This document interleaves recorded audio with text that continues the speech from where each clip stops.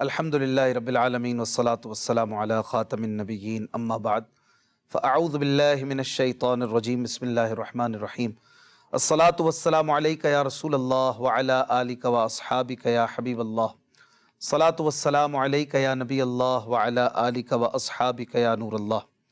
مدنی channel کے ناظرین دیکھ رہے ہیں پروگرام قرآن پاک ترجمہ و تفسیر کے ساتھ۔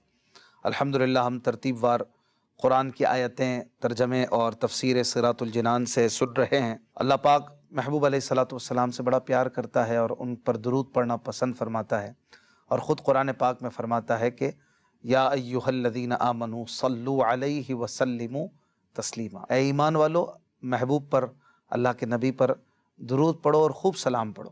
صلو علی الحبیب صلی اللہ علی محمد صلی اللہ علیہ وآلہ وسلم۔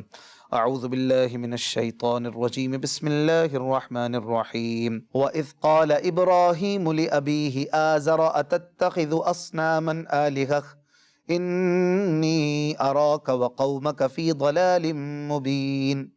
آسان ترجمہ قرآن کنز العرفان۔ اور یاد کرو جب ابراہیم نے اپنے باپ آزر سے فرمایا، کیا تم بتوں کو اپنا معبود بناتے ہو؟ بے شک میں تمہیں اور تمہاری قوم کو کھلی گمراہی میں دیکھ رہا ہوں۔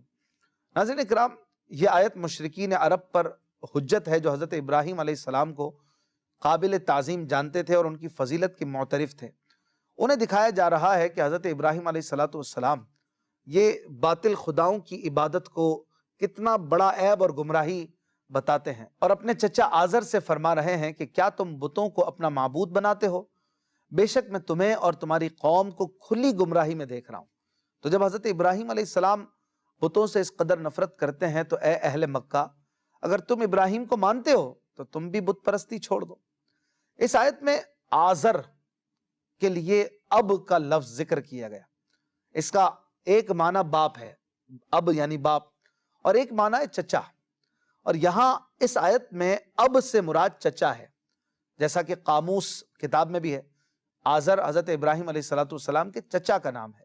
امام جلال الدین سیوطی رحمۃ اللہ علیہ نے مسالک الحنفاء میں بھی ایسا ہی لکھا ہے، اور چچا کو باپ کہنا یہ تمام ممالک میں معمول ہے، بالخصوص عرب میں اور قرآن و حدیث میں بھی چچا کو باپ کہنے کی مثالیں موجود ہیں، جیسا کہ قرآن کریم میں ہے نعبد الہک و الہ آبائک ابراہیم و اسماعیل و اسحاق الہ واحدہ، ہم آپ کے معبود اور آپ کے آبا و اجداد ابراہیم اور اسماعیل اور اسحاق کے معبود کی عبادت کریں گے جو ایک معبود ہے۔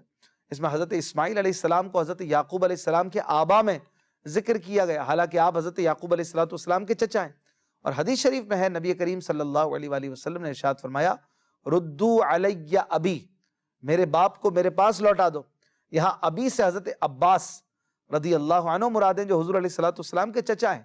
تو پتہ چلا کہ حضرت ابراہیم علیہ السلام کے والد جو تھے وہ باطل خداؤں کی عبادت نہیں کرتے تھے، وہ مسلمان اور موحد تھے۔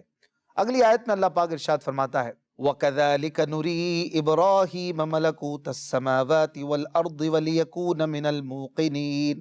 آسان ترجمہ قرآن کنز العرفان۔ اور اسی طرح ہم ابراہیم کو آسمانوں اور زمین کے عظیم سلطنت دکھاتے ہیں، اور اس لیے کہ وہ عین الیقین والوں میں سے ہو جائے۔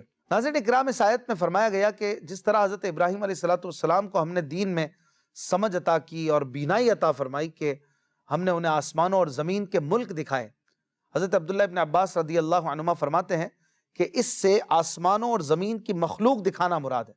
حضرت مجاہد اور سیدنا سعید بن جبیر کہتے ہیں کہ اس سے آسمانوں اور زمین کی نشانیاں مراد ہیں، اور وہ اس طرح کہ حضرت ابراہیم علیہ السلام کو بیت المقدس کے صخرے پر کھڑا کیا گیا اور آپ کے لیے تمام آسمانوں کا مشاہدہ کھول دیا گیا، یہاں تک کہ آپ نے عرش و کرسی اور آسمانوں کے تمام عجائب اور جنت میں اپنے مقام کو دیکھا۔ پھر آپ کے لیے زمین کا مشاہدہ کھول دیا گیا، یہاں تک کہ آپ نے سب سے نیچے کی زمین تک نظر کی اور زمینوں کے تمام عجائبات کو دیکھا۔ مفسرین کا اس میں اختلاف ہے کہ یہ رؤیت، یہ دیکھنا باطنی نگاہ کے ساتھ تھا یا سر کی آنکھوں سے۔ پھر اس معراج ابراہیمی کا مقصد بیان فرمایا کہ ہم نے یہ نشانیاں اس لیے انہیں دکھائیں کہ وہ دیکھ کر یقین کرنے والوں میں سے ہو جائیں، کیونکہ ہر ظاہر اور چھپی ہوئی چیز ان کے سامنے کر دی گئی اور مخلوق کے اعمال میں سے کچھ بھی ان سے نہ چھپا رہا۔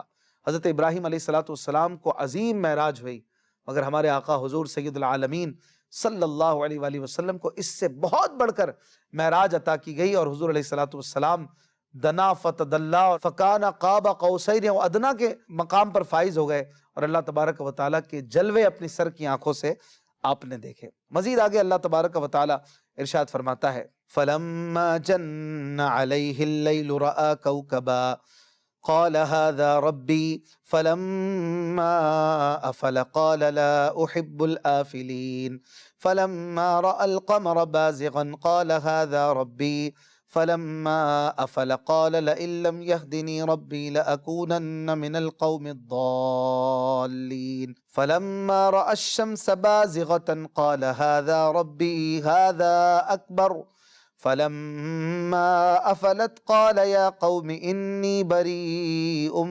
مِّمَّا تُشْرِكُونَ۔ آسان ترجمہ قرآن کنز العرفان۔ پھر جب ان پر رات کا اندھیرا چھایا تو ایک تارا دیکھا، فرمایا کیا اسے میرا رب ٹھہراتے ہو؟ پھر جب وہ ڈوب گیا تو فرمایا میں ڈوبنے والوں کو پسند نہیں کرتا۔ پھر جب چاند چمکتا دیکھا تو فرمایا کیا اسے میرا رب کہتے ہو؟ پھر جب وہ ڈوب گیا تو فرمایا اگر مجھے میرے رب نے ہدایت نہ دی ہوتی تو میں بھی گمراہ لوگوں میں سے ہوتا۔ پھر جب سورج کو چمکتا دیکھا تو فرمایا کیا اسے میرا رب کہتے ہو؟ یہ تو ان سب سے بڑا ہے۔ پھر جب وہ ڈوب گیا تو فرمایا اے میری قوم، میں ان چیزوں سے بیزار ہوں جنہیں تم اللہ کا شریک ٹھہراتے ہو۔ ناظرین کرام، مؤرخین اور مفسرین کا یہاں بیان ہے کہ نمرود ابن کنعان بڑا جابر بادشاہ تھا۔ سب سے پہلے اسی نے تاج سر پر رکھا۔ یہ بادشاہ لوگوں سے اپنی پوجا کرواتا تھا۔ کاہن اور نجومی بڑی کثرت سے اس کے دربار میں حاضر رہتے۔ نمرود نے خواب دیکھا کہ ایک ستارہ چمکا اور اس کی روشنی کے سامنے آفتاب و ماہتاب بے نور ہو گئے۔ اس سے وہ بہت خوف زدہ ہوا۔ اس نے کاہنوں سے اس کی تعبیر معلوم کی۔ انہوں نے کہا کہ اس سال تیری سلطنت میں ایک فرزند، ایک بچہ پیدا ہوگا جو تیرے ملک کے زوال کا باعث ہوگا اور تیرے دین والے اس کے ہاتھ سے ہلاک ہوں گے۔ یہ خبر سن کر وہ پریشان ہوا اور اس نے حکم دیا کہ جو بچہ پیدا ہو قتل کر دو، اور مرد عورتوں سے علیحدہ رہیں، اور اس کی نگہبانی کے لیے ایک پورا محکمہ بنا دیا۔ مگر اللہ پاک کی تقدیر کو کون ٹال سکتا ہے؟ حضرت ابراہیم علیہ السلام کی والدہ ماجدہ امید سے ہوئیں، اور کاہنوں نے نمرود کو اس کی بھی خبر دی کہ وہ بچہ تو ماں کے پیٹ میں آ چکا ہے۔ لیکن چونکہ حضرت ابراہیم علیہ السلام کی والدہ کافی کم عمر تھی تو ان کا جو حمل تھا وہ پہچانا نہ گیا۔ حضرت ابراہیم علیہ السلام کی ولادت کا وقت قریب آیا تو آپ کی والدہ اس تہ خانے میں چلی گئیں جو آپ کے والد نے شہر سے دور کھود کر تیار کیا تھا۔ وہاں آپ کی ولادت ہوئی اور حضرت ابراہیم علیہ السلام وہیں رہے۔ پتھروں سے اس تہ خانے کا دروازہ بند کر دیا جاتا تھا۔ روزانہ والدہ دودھ پلانے آتی اور جب وہاں پہنچتی تھی تو دیکھتی تھی کہ آپ علیہ السلام اپنی انگلی کا کنارہ چوس رہے ہیں اور اس سے دودھ نکل رہا ہے، اور آپ بہت جلد بڑے ہوتے تھے۔ اس میں اختلاف ہے کہ آپ علیہ السلام تہ خانے میں کتنا عرصہ رہے۔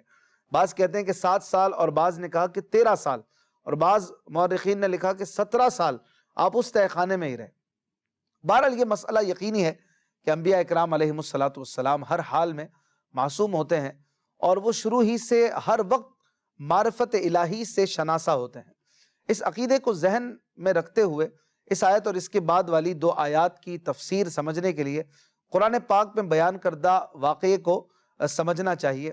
حضرت ابراہیم علیہ السلام نے ابتدا ہی سے توحید کی حمایت کی اور کفریہ عقائد کا رد کرنا شروع کر دیا، اور پھر جب ایک سوراخ سے رات کے وقت آپ نے زہرہ یا مشتری ستارے کو دیکھا تو لوگوں کے سامنے توحید باری تعالیٰ کی دلیل بیان کرنا شروع کر دی، کیونکہ اس زمانے کے لوگ بت اور ستاروں کی پوجا کرتے تھے۔ آپ علیہ السلام نے ایک نہایت نفیس اور دل نشین پیرائے میں انہیں غور و فکر کی دعوت دی، جس سے وہ اس نتیجے پر پہنچے کہ تمام جہان عدم سے وجود میں آنے والا ہے اور پھر ختم ہونے والا ہے، تو یہ معبود نہیں ہو سکتا، بلکہ تمام جہان بذات خود کسی وجود میں لانے والی ذات کا محتاج ہے، جس کے قدرت و اختیار سے اس میں تبدیلیاں ہو رہی ہیں۔ چنانچہ پہلے آپ علیہ السلام نے ستارے دیکھے تو کہا کہ کیا اسے میرا رب کہتے ہو؟ پھر جب وہ ستارہ ڈوب گیا تو فرمایا میں ڈوبنے والے کو تو پسند نہیں کرتا۔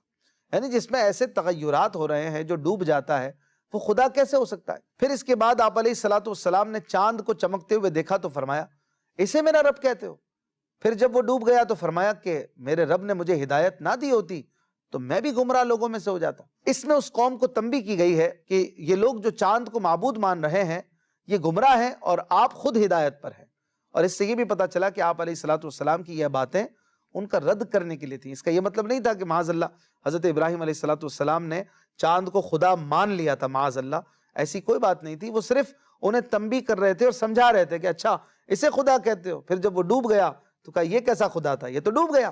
تو یہ بات حضرت ابراہیم علیہ الصلوۃ والسلام کی ایک دلیل تھی، ایک بیان کرنے کا انداز تھا کہ جو ایک حال سے دوسرے حال کی طرف منتقل ہوتا ہے وہ قابل فنا ہے، اور اس کے قابل فنا ہونے کی یہ دلیل ہے، تو وہ کیسے خدا ہو سکتا ہے جو فنا ہونے والا ہے؟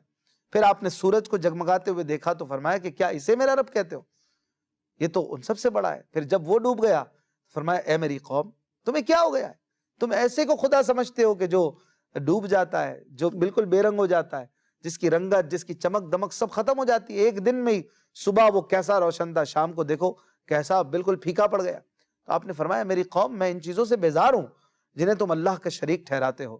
یوں حضرت ابراہیم علیہ الصلوۃ والسلام نے ثابت کر دیا کہ ستاروں میں چھوٹے سے بڑے تک کوئی بھی رب ہونے کی صلاحیت نہیں رکھتا، ان کا معبود ہونا باطل ہے، اور قوم جس شرک میں مبتلا ہے آپ علیہ الصلوۃ والسلام نے اس سے بیزاری کا اظہار کر دیا۔ اور اس کے بعد دین حق کا بیان فرمایا جو اگلی آیتوں میں آگے آ رہا ہے۔ حضرت ابراہیم علیہ الصلوۃ والسلام کے ستارے، چاند اور سورج کے بارے میں فرامین لوگوں کو سمجھانے کے لیے تھے، اور معاذ اللہ اپنے بارے میں نہ تھے۔ اس کی دلیل بالکل واضح ہے، جب آپ علیہ الصلوۃ والسلام نے ستارے، چاند اور سورج کے بارے میں یہ فرمایا تو کیا آپ نے اس سے پہلے دن رات کے فرق کو اور سورج چاند کے غروب ہونے کو کبھی بھی نہیں دیکھا تھا کیا؟ ایسا تو ہو نہیں سکتا۔ تو معلوم ہوا کہ سورج چاند ستارے کے حوالے سے آپ کا یہ کہنا کہ ھذا ربی یہ سمجھانے کے لیے تھا، اور مزید آپ علیہ الصلوۃ والسلام نے جو آگے بیان فرمایا وہ اور بھی اس کی صراحت ہے، اور اس کی مزید اگلی آیتوں میں بھی تفصیلات موجود ہیں۔ اللہ تبارک و تعالیٰ اگلی آیت میں فرماتا ہے انی وجہت وجہی للذی فطر السماوات والارض حنیفا وما انا من المشرکین۔ آسان ترجمہ قرآن کنز العرفان۔ میں نے ہر باطل سے جدا ہو کر اپنا منہ اس کی طرف کیا جس نے آسمان اور زمین بنائے، اور میں مشرکوں میں سے نہیں ہوں۔ ناظرین اکرام، حضرت ابراہیم علیہ الصلوۃ والسلام نے جھوٹے معبودوں سے بیزاری ظاہر کرنے کے بعد اپنا عقیدہ اور دین حق کا اعلان فرمایا، اور فرمایا میں نے ہر باطل سے جدا ہو کر اپنا منہ اس اللہ کی بارگاہ کی طرف کیا جس نے آسمان اور زمین بنائے، اور میں مشرکوں میں سے نہیں ہوں۔ اسلام کے سوا باقی تمام ادیان سے میں جدا ہوں، اور میں صرف اللہ کے سامنے جھکنے والا ہوں۔ اس آیت میں لفظ آیا حنیف، جو حضرت ابراہیم علیہ السلام نے اپنے لیے کہا میں حنیف ہوں۔ حنیف کے معنی ہے تمام جھوٹے دینوں سے اور ہر باطل سے جدا ہونا۔ اس سے پتہ چلا کہ دین حق کا قیام و استحکام جبھی ہو سکتا ہے جبکہ تمام باطل دینوں سے بیزاری اور دین حق پر پختگی ہو۔ دین کے معاملے میں پلپلے پن کا مظاہرہ کرنے، سب کو اپنی اپنی جگہ درست ماننے اور سب مذاہب میں اتفاق اور اتحاد پیدا کرنے کی کوششیں کرنے سے دین حق کا استحکام ممکن نہیں ہو سکتا۔ حضور پرنور صلی اللہ علیہ وآلہ وسلم نماز شروع کرنے سے پہلے ایک وظیفہ پڑھا کرتے تھے۔